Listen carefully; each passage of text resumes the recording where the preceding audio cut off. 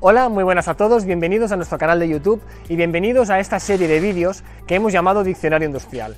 Nuestra intención con estos vídeos es explicaros un poquito y definiros qué son y cómo funcionan los equipos que reparamos y que vendemos en Electronic Board. Hoy os vamos a hablar sobre los PLCs.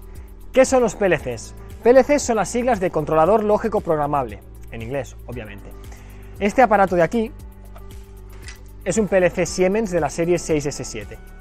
Este aparato básicamente es un ordenador industrial que se encarga de procesar datos de una máquina industrial. Un PLC es como el cerebro de la máquina, activa los componentes de la maquinaria para que desarrollen actividades concretas, es decir, automatiza las acciones de dicha máquina. Un PLC, un mismo PLC, puede utilizarse para una o varias máquinas, no es exclusivo de una sola.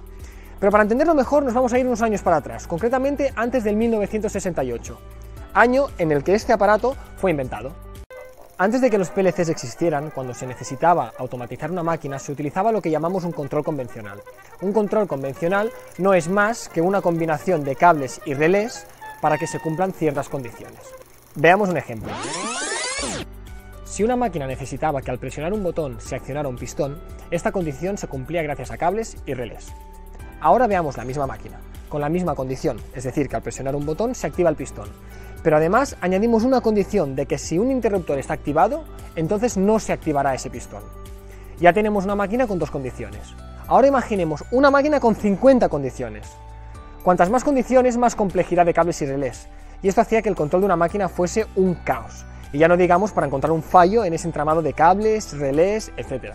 Vamos, que no era funcional. La segunda opción que por aquel entonces existía era el uso de tarjetas electrónicas. Pero el uso de estas tarjetas tenía el riesgo de que una avería en la tarjeta podía fastidiar la máquina entera. Y para dar con la solución a estos inconvenientes, llegó el PLC. Ahora que ya estamos en contexto, ¿cómo funciona un aparatito de estos? Un PLC está formado por básicamente tres elementos: las entradas, las salidas y esto de aquí, que es la CPU. Hemos dicho antes que el PLC se encarga de procesar los datos de una o varias máquinas. Todos estos datos que nos llegan por las entradas pueden venir de sensores, de botones, de temporizadores, termómetros, etc. Estos elementos van conectados aquí. Una vez el PLC recibe todos sus inputs, los procesa en la CPU y la CPU se encarga, según el programa que nosotros hemos cargado anteriormente, se encarga de transformar esas entradas en las salidas que nosotros necesitamos, que van a salir por aquí. Estas salidas, gracias a relevadores o contactores, harán actuar otros dispositivos, como podrían ser válvulas, motores, luces, pistones, etc. El PLC puede hacer este proceso para distintas máquinas con distintas funcionalidades, según el programa que tenga instalado en él. Este programa se crea en un ordenador a partir de un diagrama de escalera y se traspasa al PLC. El programa le indica al PLC qué debe hacer en cada situación. Son unas instrucciones, por así decirlo.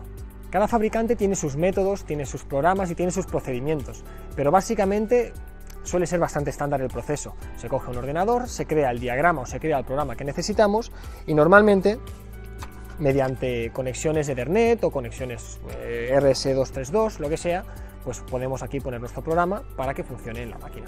La ventaja del PLC respecto, por ejemplo, al entramado convencional que decíamos antes de cables y relés, es que podemos modificar este programa a nuestro antojo cuando queramos, ganando así mucha flexibilidad que antes no teníamos. Es decir, para antes nosotros poder cambiar un proceso, teníamos que reestructurar todo nuestro entramado de cables y relés.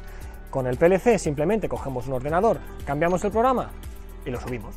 Bueno, pues muchas gracias a todos por habernos visto. Hasta aquí llega el vídeo de hoy. En nuestro próximo vídeo hablaremos de los variadores de frecuencia. No olvidéis, si podéis, dejarnos un me gusta y si queréis comentar de qué equipo os gustaría que hablásemos en nuestro próximo vídeo, también lo podéis hacer. ¡Gracias!